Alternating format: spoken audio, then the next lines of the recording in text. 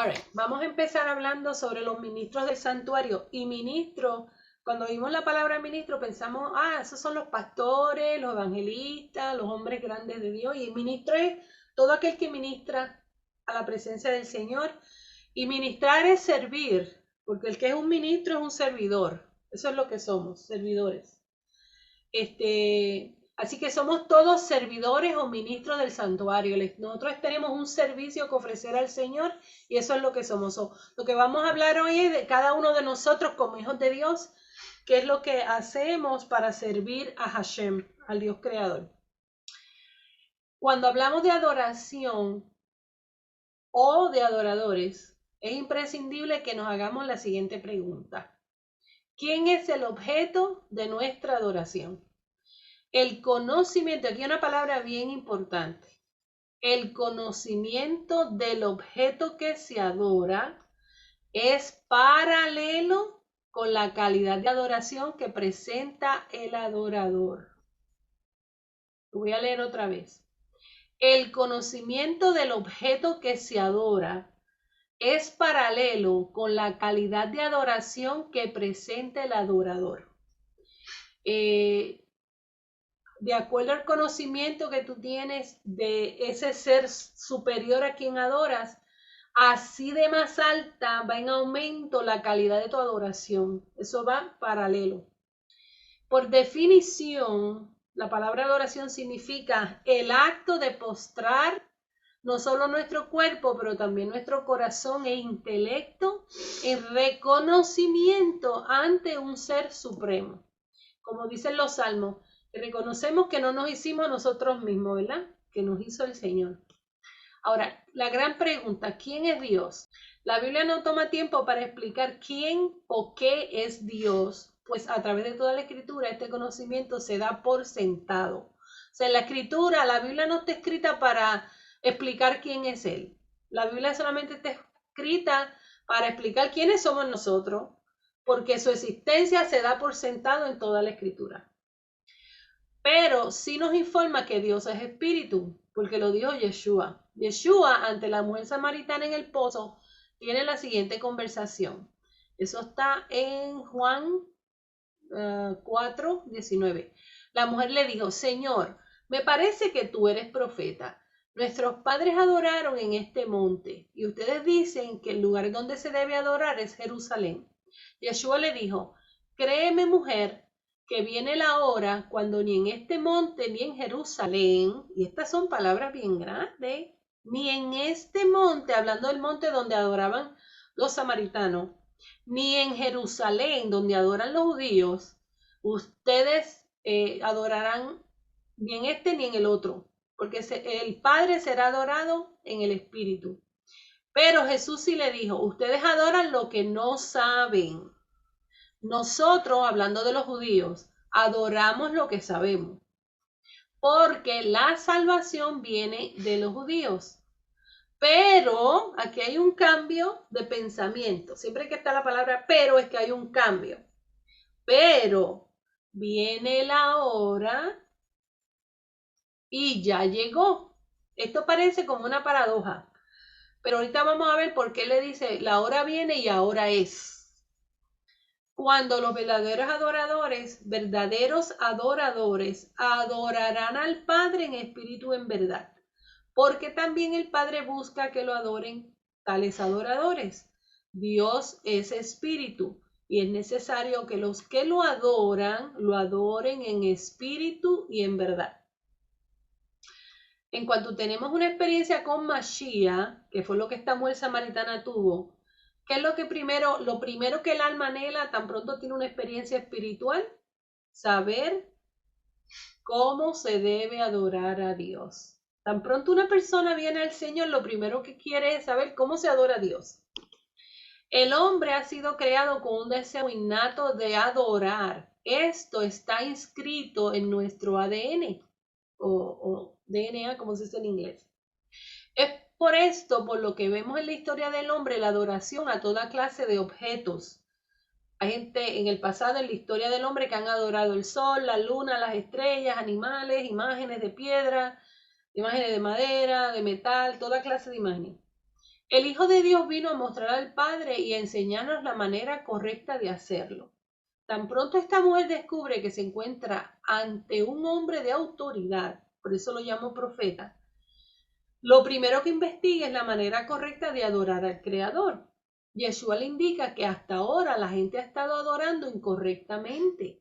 Le dice que la salvación viene de los judíos, por tanto es en el pueblo judío donde Hashem ha dado las instrucciones para adorarlo adecuadamente.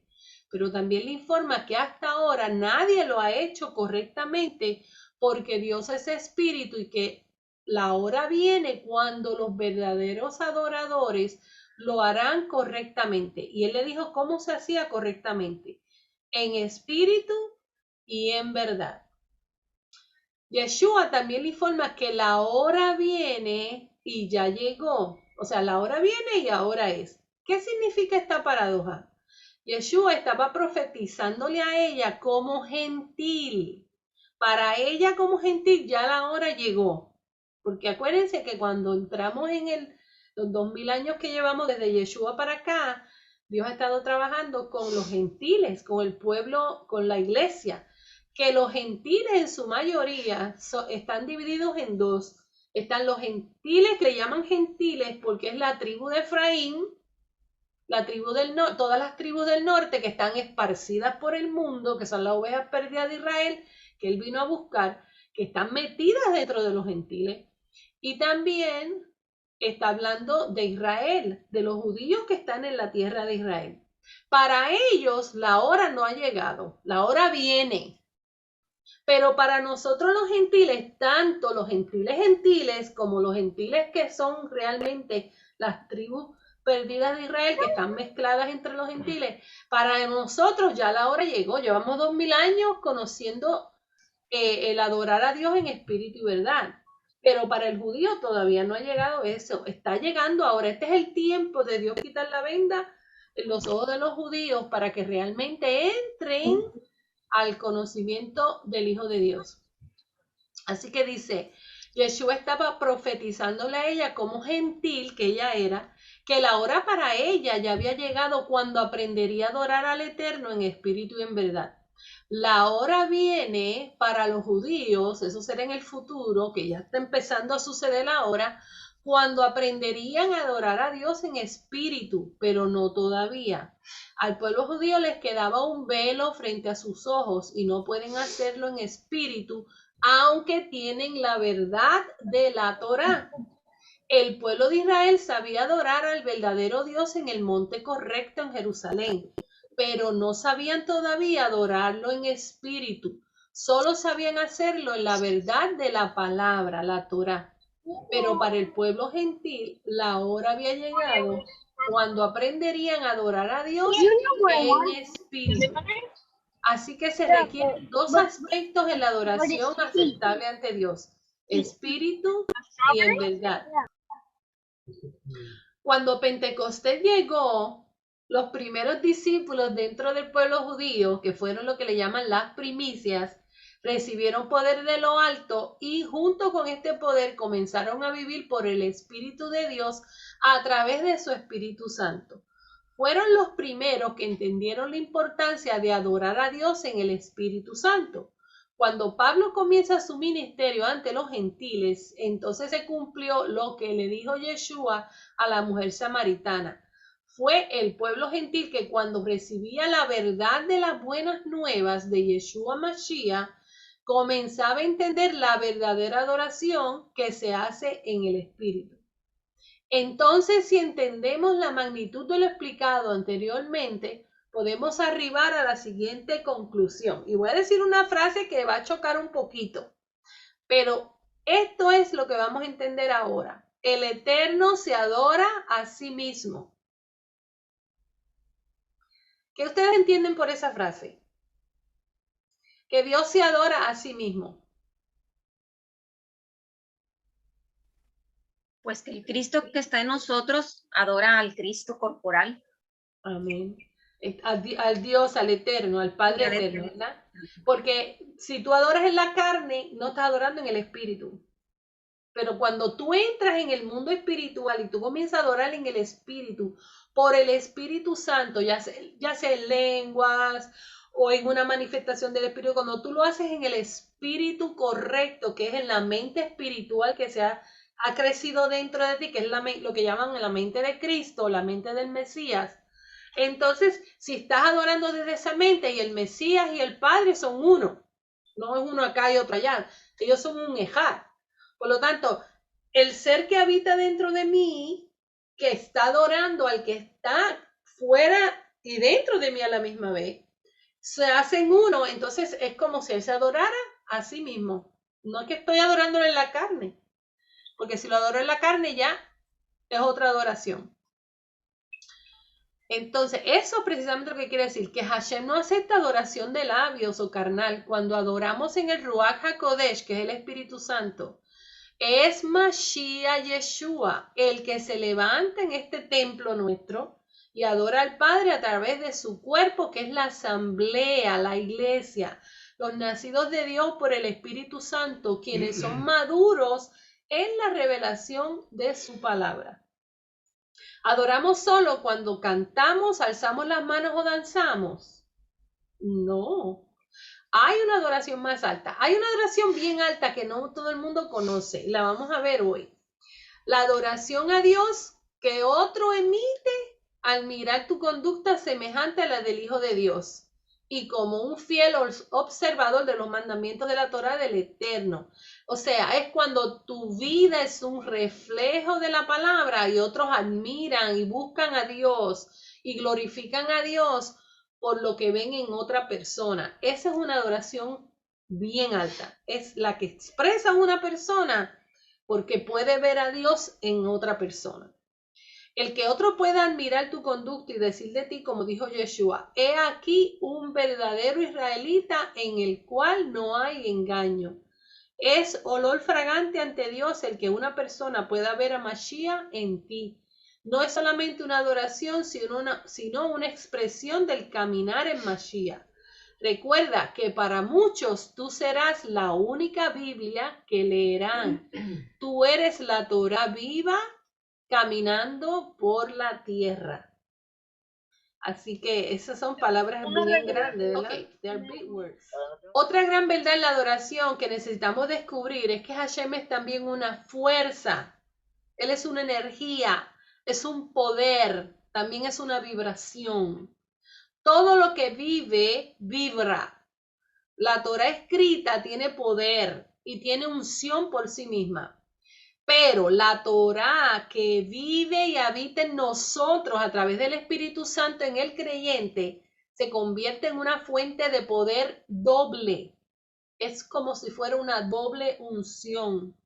Es por esto por lo que cuando cantamos la palabra de Dios, la Torá, nuestras cuerdas vocales, ¿cómo sale el sonido? Por la vibración de las cuerdas vocales. O las cuerdas vocales vibran y la palabra sale con gran energía y poder.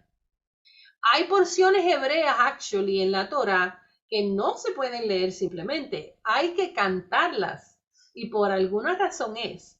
Una de ellas es Baruch atah Adonai Eloheinu melech haolam. Que siempre, ¿te acuerdas cuando íbamos a la sinagoga que la cantaban? Baruch atah Adonai Eloheinu melech haolam. Que simplemente significa bendito sea el Señor, el Rey, el Dios Rey del mundo por venir, el Melech Haolam, el Rey venidero, o el Rey venidero. El mundo venidero, exacto. Esa es una expresión de adoración y de alabanza que hay que siempre cantarla. Tú no puedes simplemente leerla de la Torah. Los judíos cuando llegan a ciertas porciones bíblicas, ellos inmediatamente dejan de leer y comienzan a cantar porque son porciones que tienen que leerse siempre cantadas.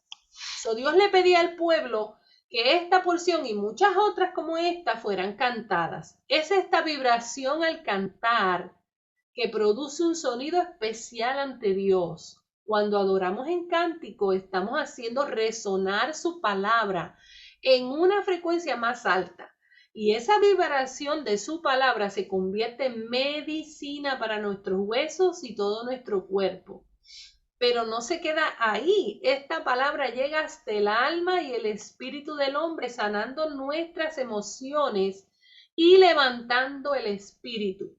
Cuando los hijos cantan en el conocimiento de lo que hacen, ¿se acuerda que en los salmos en una dice, porque el Dios, el rey de la tierra, cantar a Dios con inteligencia?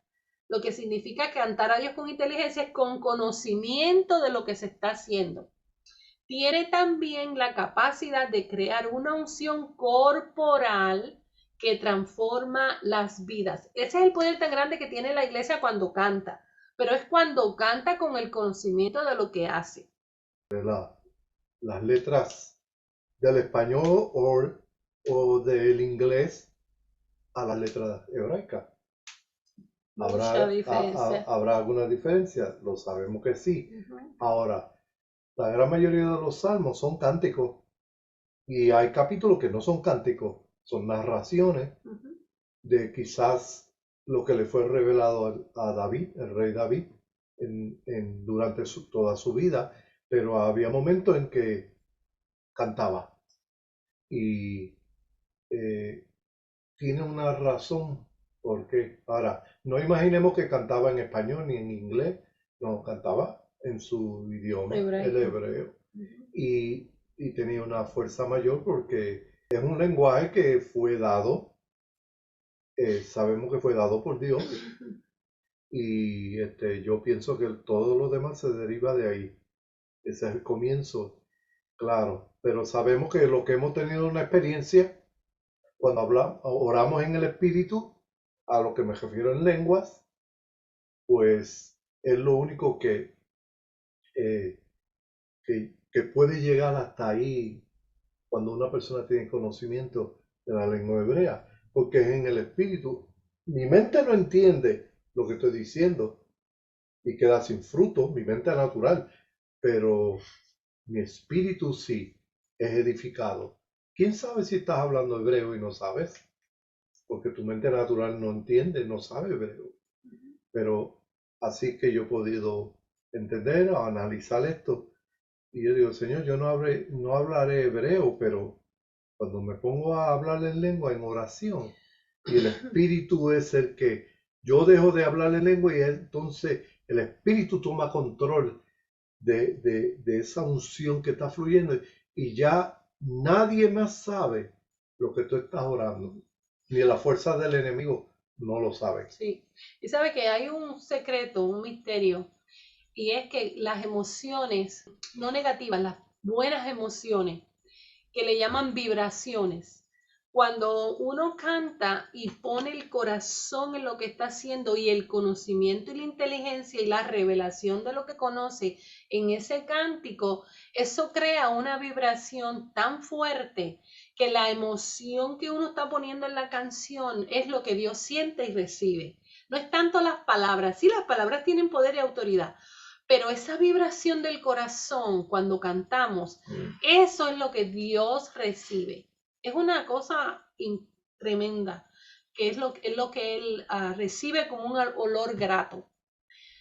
Aquí seguimos diciendo, las dimensiones se diferencian debido a la intensidad de la vibración o la frecuencia.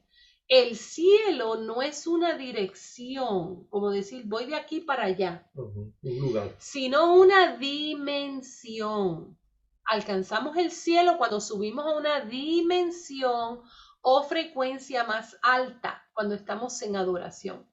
Por ejemplo, cuando a Juan el apóstol se le dijo, sube acá, lo que realmente se le dijo fue, vibra en una frecuencia más alta, elévate, levántate en el espíritu y asciende a la presencia misma de Dios. Para que entres en la dimensión del espíritu, la habitación de Dios.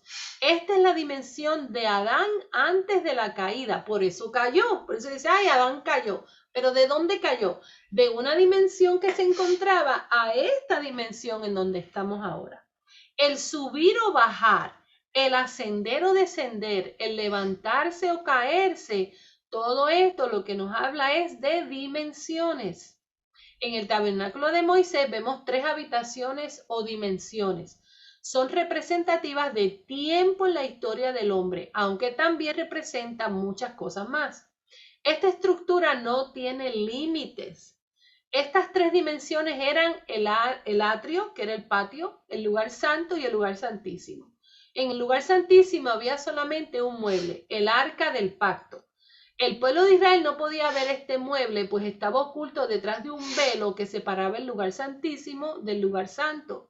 Solamente el sumo sacerdote podía entrar una vez al año a este lugar y rociar la sangre de un animal como forma de expiación por los pecados. Pero ni aun el sacerdote podía ver el mueble, pues el lugar era completamente oscuro. Ay, Dios amado. El arca era vista solamente cuando el pueblo la tomaba para ir a la guerra. Y esto era hecho en muy pocas ocasiones, comparado a las veces que entraba el sumo sacerdote al lugar santísimo. Este mueble representaba la presencia de Dios para el pueblo de Israel. Aunque en la guerra era vista por todo el pueblo, no todos podían acercarse a ella o tocarla.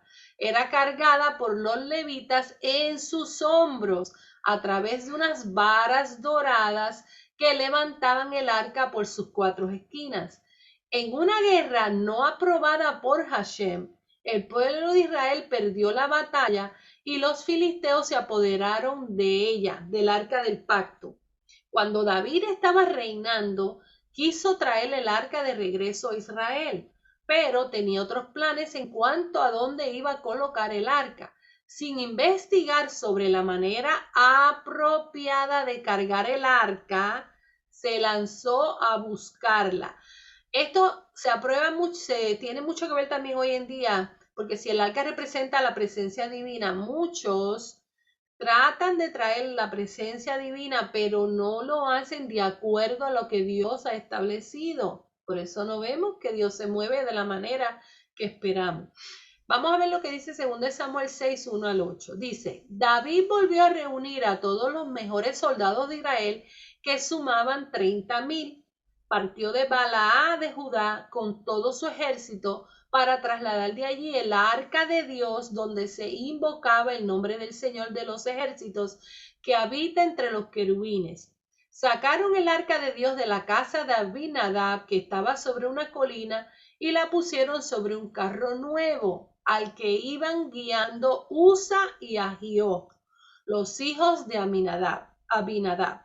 Cuando sacaron de la casa de Abinadab el arca de Dios, Ahió iba delante del carro, mientras que David y todo el pueblo danzaban alegremente delante del Señor, al son de instrumentos musicales de madera de haya, de arpas, salterios, panderos, flautas y címbalos.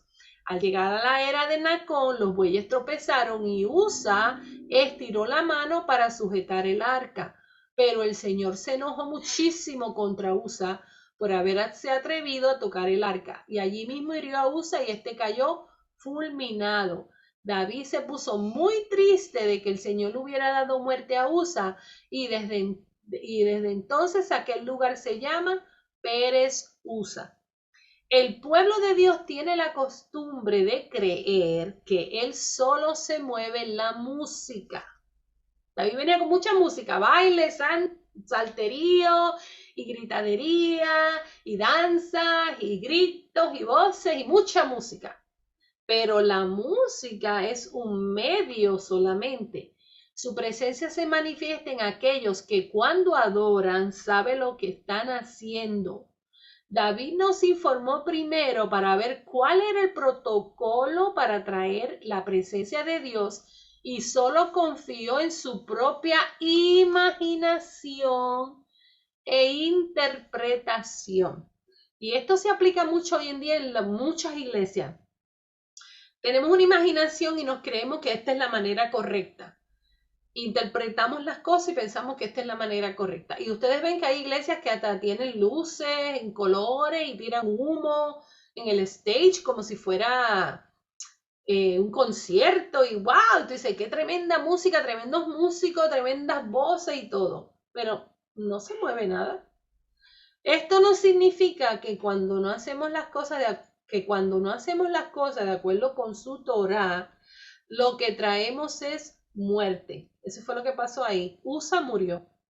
Y no fue que Dios estaba enojado realmente tanto con Usa, estaba enojado con todo lo que estaba sucediendo. El que Usa tratara de aguantar el arca fue la gota que llenó el vaso. Pero ya el Señor venía molesto por todo lo que estaba pasando.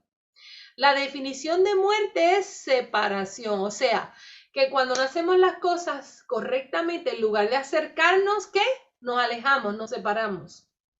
Entonces, en lugar de acercarnos a Dios, nos estamos separando y se abre un abismo. Pero gracias damos a Dios que el Salmo 42:7 dice, un abismo llama a otro abismo y resuena la voz de sus cascadas.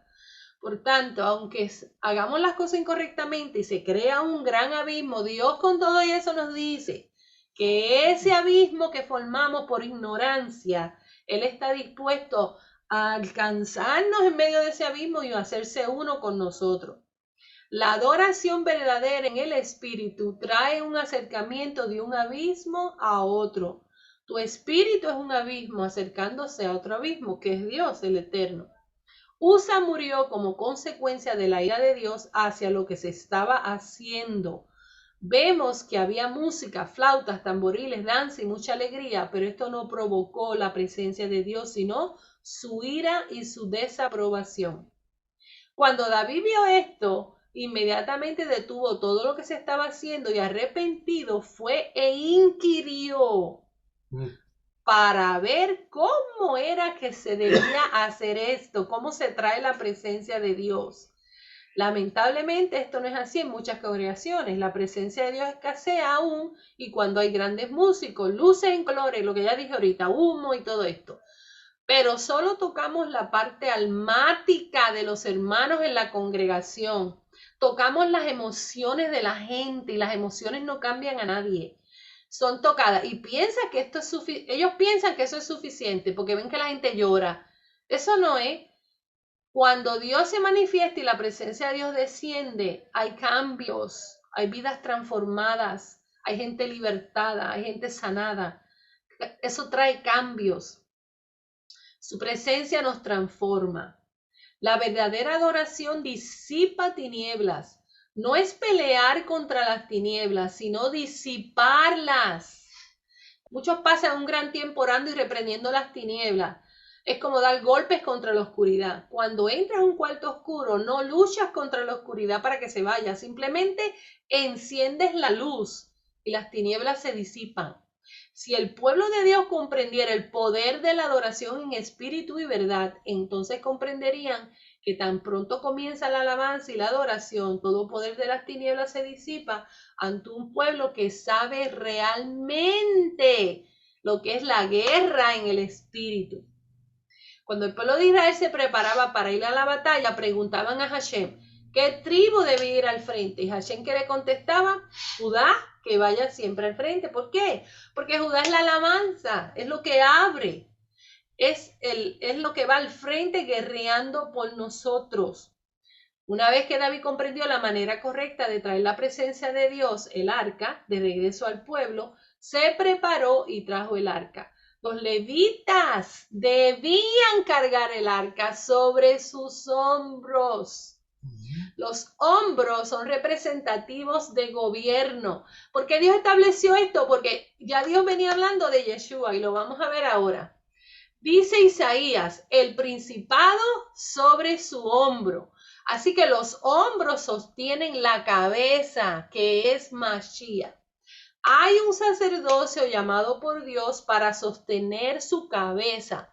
Cuando Yeshua le dijo, las aves de los cielos tienen nidos, pero el Hijo del Hombre no tiene dónde recostar su cabeza, no se refería a un lugar físico, porque él tenía una casa en Nazaret. La casa, ¿te acuerdas la casa que abrieron el techo para bajar un paralítico? Esa era la casa de Yeshua.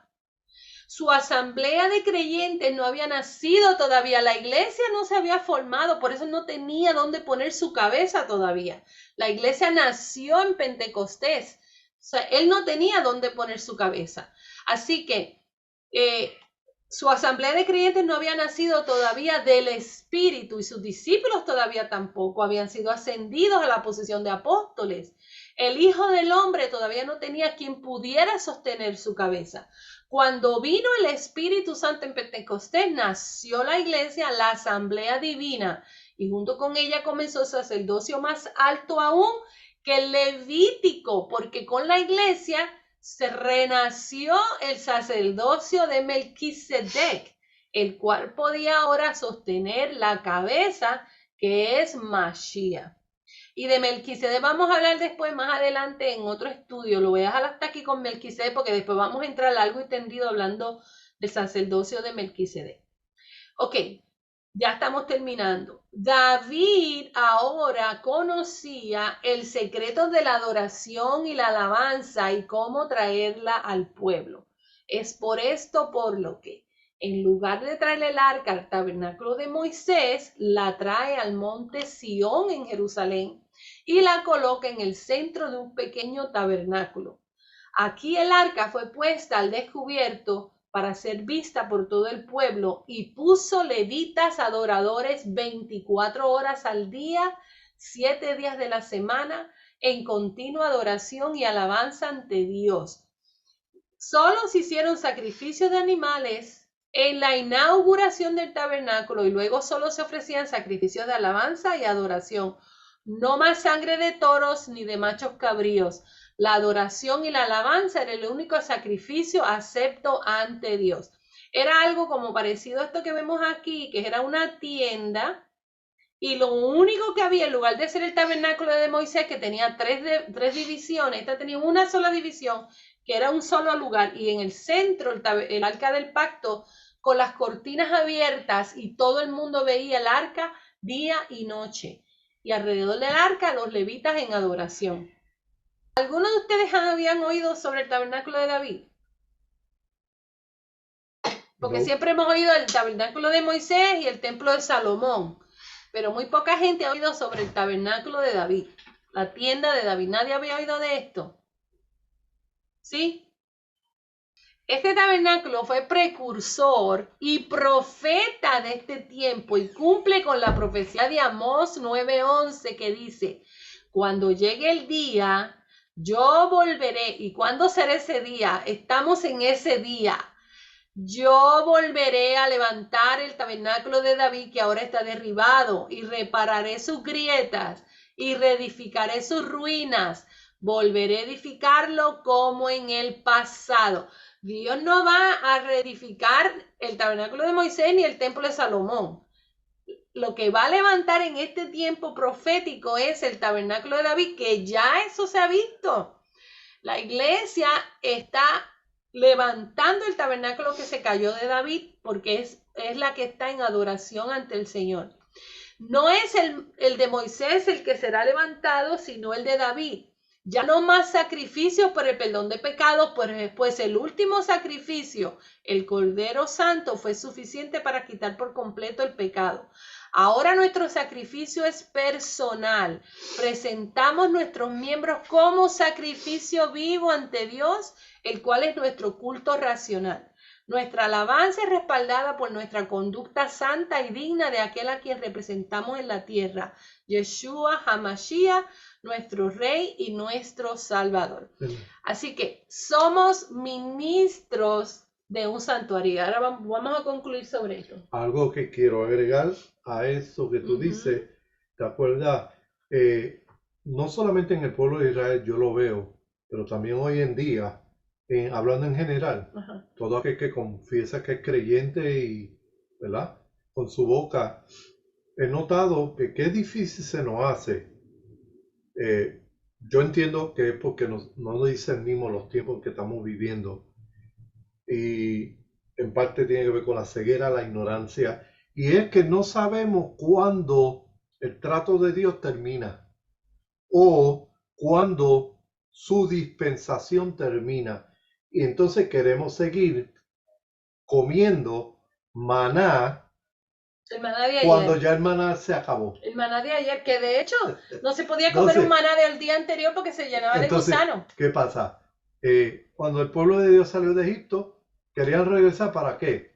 Para seguir haciendo compra en el supermercado de Egipto. ¿Entiendes? Porque queremos la cebolla, queremos Los ajos. la carne, queremos, ¿entiendes?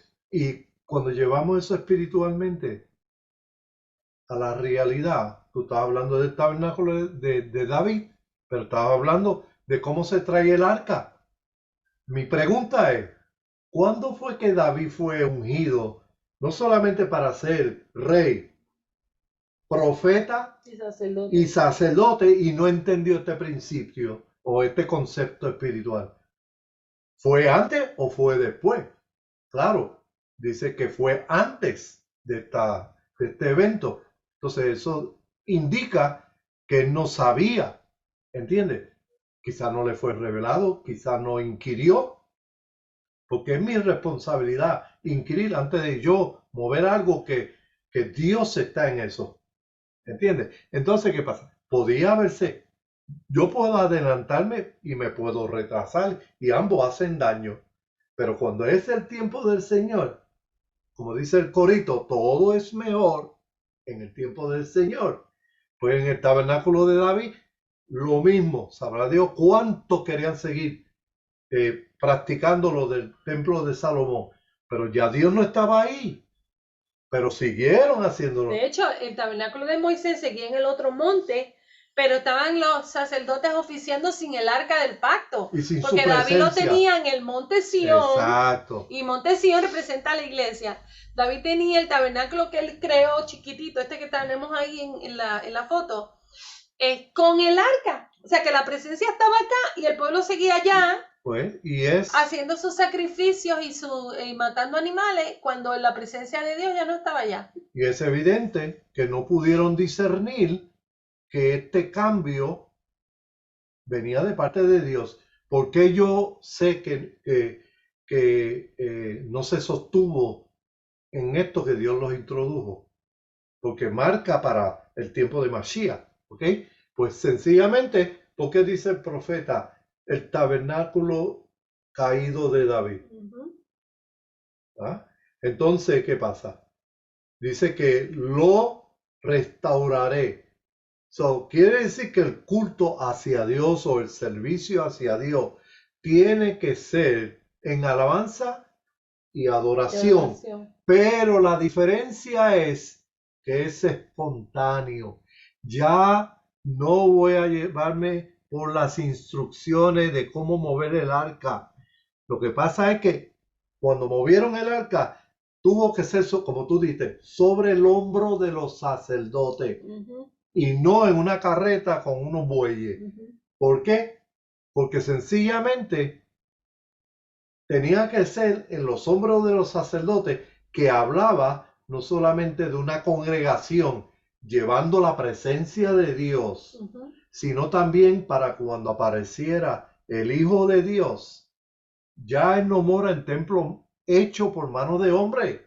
Él mora en un templo viviente, vivo, donde la presencia de Dios se manifiesta. Entonces, cuando los líderes, ahí es donde cometemos el error de que no consultamos a Dios o no estudiamos y hacemos las cosas por lo que nos imaginamos, por lo que estudiamos en el concilio, ¿ok?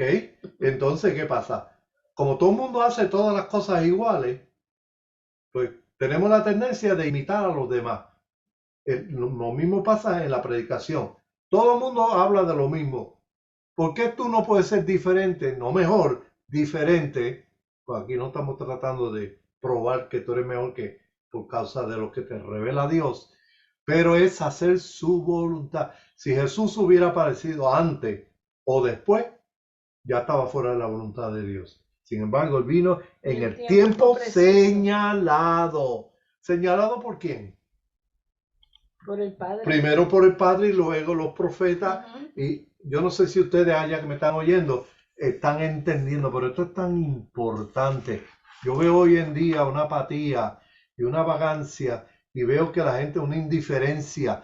Ahora cuando más tenemos que estar estudiando y más buscando su presencia, ellos se fueron de vacaciones. Me refiero, no literalmente. Están en las playas supuestamente que del espíritu, ahí teniendo vacaciones. Y ahora es cuando yo no me puedo aflojar. Es cuando más tengo que estar lleno de su palabra y saber qué está pasando en el mundo espiritual. Y no depender de nadie que me esté diciendo, oye, tú sabes qué, estamos viviendo en este tiempo y esto. No, que tú lo sepas, te sea revelado. Y así estás consciente, porque si dicen, helo allí, helo aquí, vamos a ir cogiendo para allá. Y sin embargo, el Señor dijo, no lo creáis, porque el reino de Dios entre vosotros está. Punto y se acabó. Por más que hagan señales y cosas en los cielos, no creáis. Vamos a creer, vamos a dejarnos llevar por los Moedim o las fiestas de Israel. Ese es el tiempo que señala las Escrituras. Y así no seremos engañados. Estamos orando. Y yo recuerdo que tuve una experiencia con el Señor donde Él me dijo que Él nos iba a enseñar la canción de la creación. ¿Tú te acuerdas? Cuando yo lo oí, yo dije, wow, qué tremendo, pero yo no entendía a plenitud qué era lo que me estaba diciendo el Señor, que la canción de la creación. Y en la profecía de Jim Staley, en esa profecía, él está diciendo que va a haber una adoración como nunca la ha habido, y Dios va a levantar a sus ministros de adoración, a sus siervos de adoración, que va a haber un cántico que va a traer liberación y libertad a este mundo. Y él dice unas cuantas cosas sobre eso. Y ahí, cuando yo lo estoy oyendo por primera vez, me acordé de esa experiencia, Adriana, esa noche. Yo dije, oh, wow. O sea, que sí hemos adorado al Señor y Él se ha glorificado y todo, pero va a haber un grupo selectivo de personas que son lo que se le llaman los hombros, que sostienen la cabeza de Mashiach, quienes tienen la autoridad para cuando cantan ese cántico, que también lo dice el libro de Revelación, es un cántico que nadie te lo enseña, es un cántico que viene del Espíritu, que cuando alcen la voz y empiecen a adorar ese cántico, la creación será liberada. Libertada a toda la creación. Así que estamos en este tiempo donde Dios está finalmente restaurando ese tabernáculo que se había caído. Dios lo va a levantar de nuevo. Y vuelvo y digo ahorita, con lo que dije ahorita, el problema número uno que estamos trabajando hoy día es que se está trabajando demasiado con las emociones del alma. Cuando tú trabajas con las emociones de la gente y en las emociones del alma de la gente, ellos te van a dar un porcentaje de respuesta positiva, pero no llega al fondo del problema, donde hay liberación, donde hay restauración, donde hay sanidad, ¿me entiendes? Porque eso solamente es en el Espíritu de Dios, no por emociones. Entonces, la iglesia cristiana en general, estoy hablando de la iglesia mundial, han equivocado la unción corporal y las emociones corporales con la presencia de Dios. Y yo he estado en lugares donde uno dice, wow, qué lindo se siente lo que hay aquí, pero lo que se siente es la unción corporal de todas las personas que están allí, que se siente eso moviéndose, pero no es suficiente para transformar y cambiar y restaurar. ¿Me están siguiendo? Porque para que haya un cambio verdadero, tiene que ser la Shekinah glory of God descending, la gloria de Dios descendiendo. Porque cuando desciende la gloria de Dios, hay cambio, hay vida, hay transformación, hay liberación, hay sanidad. Y eso es lo que está haciendo falta hoy día en la iglesia. Pero eso es una promesa. Y yo quiero dejarlos con esta tranquilidad de paz de corazón, de saber que este tiempo está ya cerca, donde vamos a ver verdaderamente la gloria de Dios poderosamente. Y cierro con esto, que el día de Pentecostés fue lo que se le llamó la lluvia temprana, donde hubo una lluvia de avivamiento tremendo cuando vino el Espíritu Santo. Pero después vimos para principios del siglo 1900, del 1900 al 1920, hubo como 20 años de un avivamiento tremendo mundial, donde comenzó en Estados Unidos un avivamiento y se regó como pólvora por el mundo entero. Llegó a Puerto Rico y todo eso, y se le llamó el movimiento de la lluvia tardía, que fue el mover del Espíritu Santo, donde hubo milagros, maravillas, Dios hizo cosas, y ahí se levantaron muchos ministerios, como Catherine Kuhlman y todos estos hombres de Dios poderosos. Ahí se levantaron un montón de ministerios, que fue esa lluvia que cayó tardía. Pero dice la Escritura que ahora vamos a experimentar aquella lluvia temprana junto con la lluvia tardía en una sola. ¿Tú te imaginas si aquella iglesia fue poderosa y lo que ocurrió en el 1910, del 1901 al 1920 fue poderoso? ¿Ustedes se imaginan esas dos juntas en una sola? Esa lluvia temprana y tardía es la que estamos por experimentar, y ya la iglesia está empezando en un despertar, y el pueblo de Israel está comenzando en un despertar, y las tribus del norte representadas por Efraín están comenzando a despertar. Y cuando todas estas personas nos unamos a una, entonces vamos a experimentar esa lluvia temprana y tardía, y va a ser poderoso. Así que no solamente hay malas noticias, porque en la televisión y en todos lados uno lo único que oye es malas noticias y malas noticias y malas noticias. Pero Dios tiene buenas noticias para nosotros, para este tiempo final también. Y son que su gloria será vista en el santuario. Fíjate que este santuario era abierto, donde todo el mundo lo podía ver.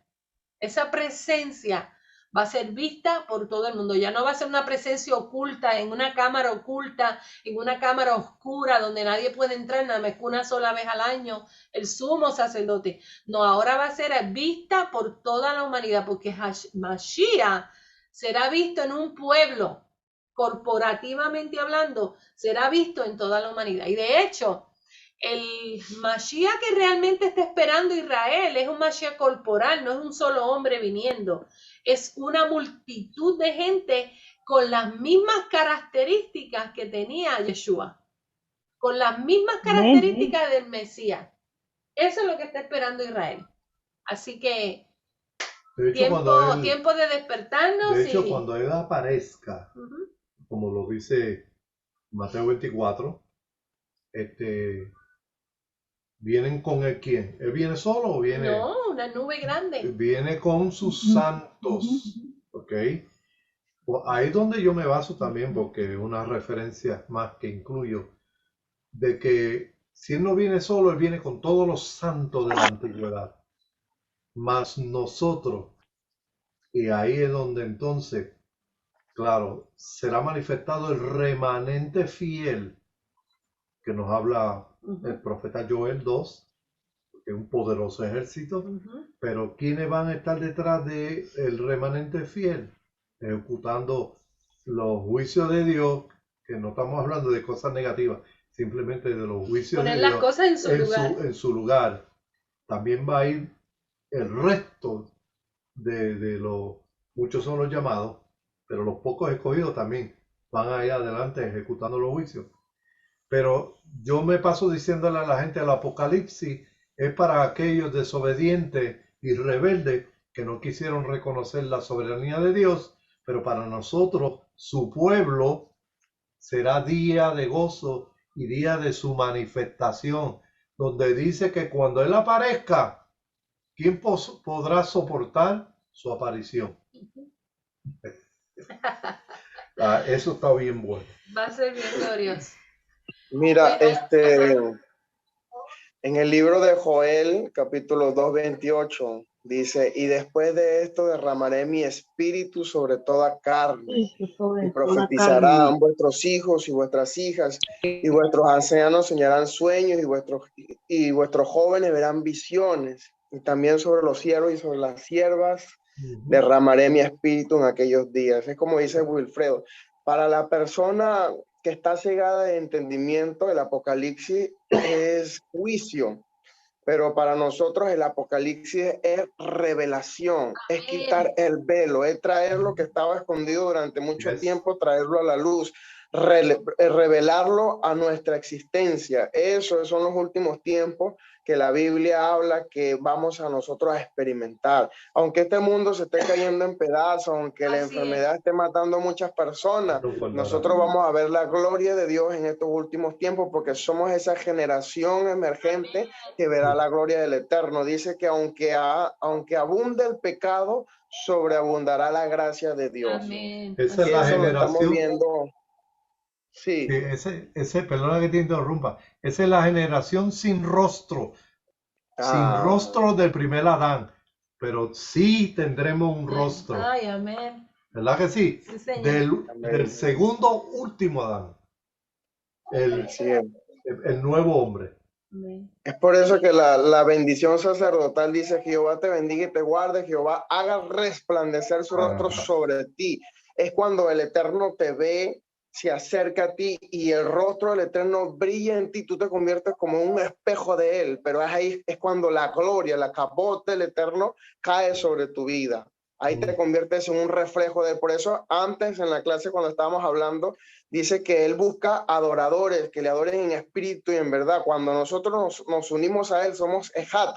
Por eso Yeshua le dijo, yo y el Padre uno somos. Y tales adoradores estamos buscando, porque él está buscando un Ejat en nosotros, una unidad entre todos en espíritu, y esa unidad se logra a través de la adoración. Amén. Por eso es que hablábamos también de las vibraciones, de las cuerdas. Uno de los mandamientos es cantar la Torah. Por eso dice, Bereshi, Bara, lo cantan la canción, porque cuando tú cantas, hay un poder sobrenatural más allá de poder hablarla. Los Targum dicen que cuando el Eterno creó el universo, lo creó por la palabra, por el menra, por el dabar, pero de una manera cantada. Exacto. Sí.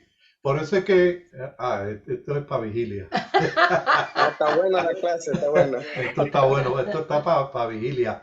Me estoy acordando de los primeros días cuando llegamos aquí que no importaba, daba la 1, a las 2 de la mañana y había que trabajar, pero decíamos cuando nos tirábamos a la cama, Señor, 2 horas voy a dormir o 3, pero tú las vas a multiplicar por 8 horas y así es. Y él lo hacía. Y así ocurría. Pero verdaderamente no tenemos idea de lo que ha de manifestarse en estos últimos días. Y sí les decimos a la gente, mira, él va a unir la lluvia temprana y la tardía en una. ¿Sabe? ¿Quién puede nadar en una inundación? Imposible. Porque son ímpetus de agua, con fuerza. Ahí no sirve, por más experto que tú seas. ¿Para dónde va? ¿Para Ezequiel 47? Mira, Ezequiel 47 es un modelo perfecto. Ezequiel está describiendo que el Señor lo llevó al templo. Y allí en el templo dice que mientras él estaba allí, claro, no lo especifica, pero Ezequiel no solamente era un profeta, era también un sacerdote. Y si estaba en el templo, él entendió, espérate, Jehová me quiere mostrar algo. Y dice que en esa visión comenzó a ver el agua saliendo del altar, pero primero vio la gloria de Dios que venía del este. Y entonces la manifestación fue de eso que vio, que agua empezaron a salir debajo del altar. Y dice que el templo empezó a llenarse de agua.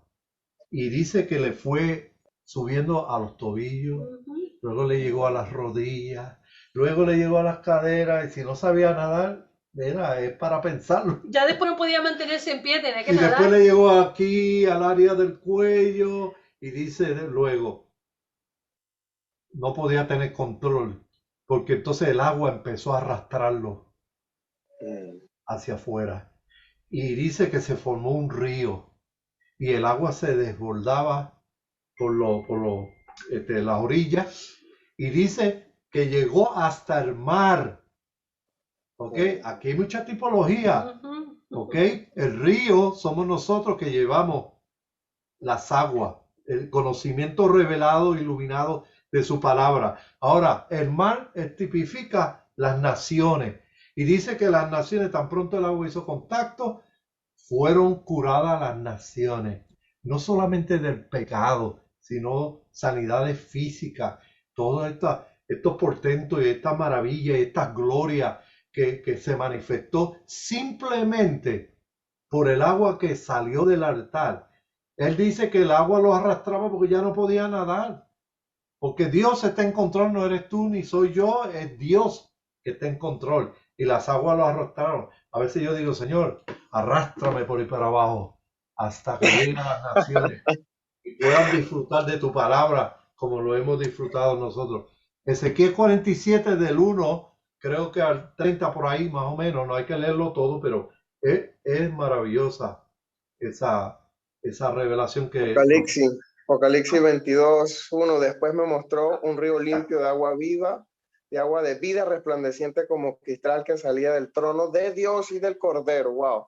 En medio de la calle de la ciudad y a un lado otro río que estaba al árbol de la vida que produce 12 frutos, dando cada mes su fruto, y las hojas del árbol eran para la sanidad de las naciones. Wow, poderoso. Gloria a Dios. Yo me voy a Vamos hacer a tener una esa manifestación de las primicias, que es ese río impetuoso que salió para beneficio de las naciones. Entonces van a haber personas que van a experimentar ahora lo que cuando Yeshua, ¿se acuerdan que hablamos la semana pasada?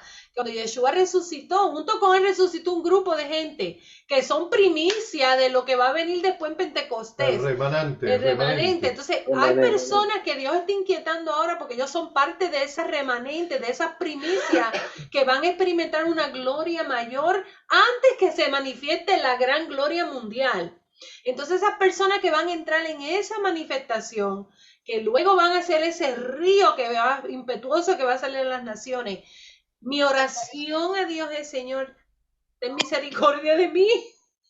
Y no te olvides de mí, me gustaría ser parte de esa asamblea gloriosa que va a llevar ese río a las naciones. Así que lo que queremos es motivarlo porque los mejores momentos son ahora para nosotros los creyentes. Para la gente que no conoce a Dios, lamentablemente van a sufrir porque no entienden lo que está pasando. Pero para los que son lavados en la sangre del Cordero y sellados para este tiempo tan glorioso, de hecho, la gente piensa que los juicios de Dios y el establecer las cosas en su lugar y la venida de Mashiach, establecer su reino, va a ser solamente una fuerza de arriba. No, es ese grupo que él ha estado preparando, ese grupo guerrero que él ha estado preparando por tanto tiempo para que se una ese grupo y comiencen a declarar los juicios de Dios sobre la tierra y comiencen a establecer su reino en la tierra. Y yo les voy a decir algo más. Si la Biblia dice que nosotros no precederemos a los que murieron en Cristo, sino que ellos resucitarán primero y luego nosotros nos uniremos a ellos, quiere decir que no te asustes cuando tú empieces a ver personas que murieron hace siglos apareciendo. No te asustes si ves a Moisés, si ves a Abraham, si ves a Enoch, si ves a Noé, todos esos hombres de Dios levantándose de las tumbas, porque lo que va a venir es tan glorioso que el mundo se va a quedar. Dice la Biblia que se quedarán pálidos los rostros cuando vean la gloria de Dios manifestada en la tierra. Y Elías ya vino, no es así, Elías el profeta, aunque también él aparecerá también, pero Elías ya apareció y va a volver a aparecer otra vez. Amén. Entonces esa yo me la voy a gozar también. ¿Y por qué yo digo que ya Elías apareció? Porque los profetas lo profetizaron y cuando Jesús fue manifestado, el espíritu que operó en Elías, operó en el Mashiach.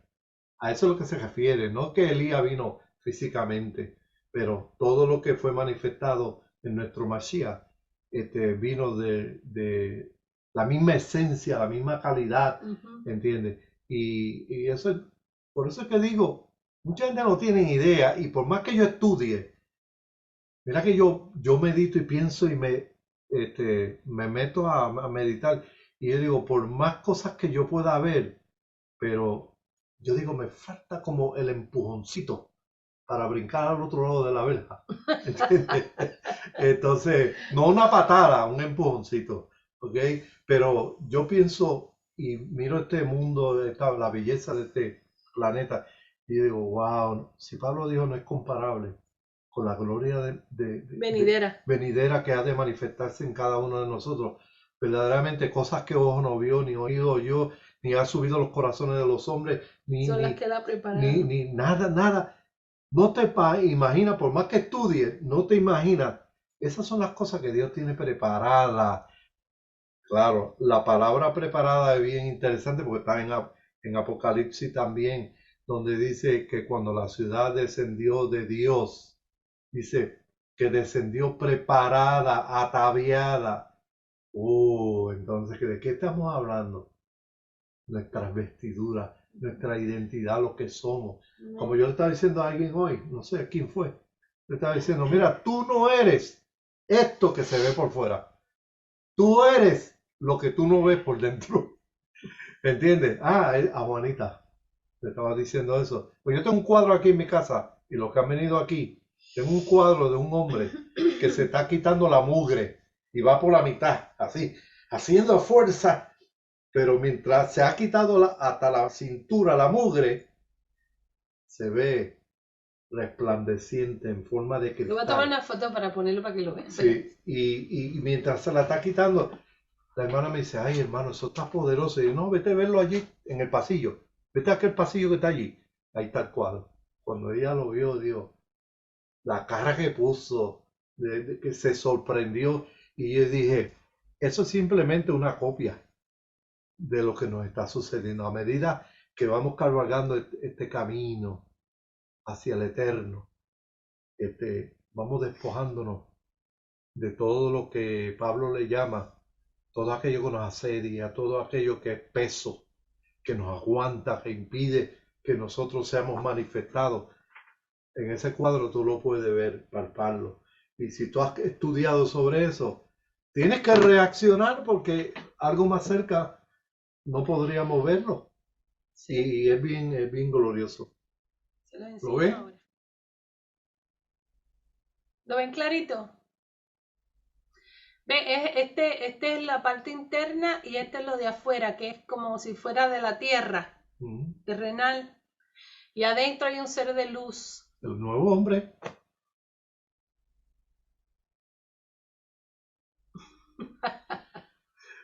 Sí. Eso me ha hecho pensar muchas cosas, pero no las voy a decir ahorita porque son unas cosas muy elevadas, entonces no quiero confundir. Amén. Esa imagen. Esa imagen, qué tremenda, ¿eh? Algún día vendrá el momento para eso. Bueno, sí, vamos a hablar un poquito de cositas así, Jaciel, porque la semana que viene, con esto concluimos por ahora, a menos que ustedes quieran compartir algo más, pero la semana que viene ya vamos a entrar un poquito más sobre los 5 niveles del alma. Y los judíos practican una enseñanza que se llama Cábala.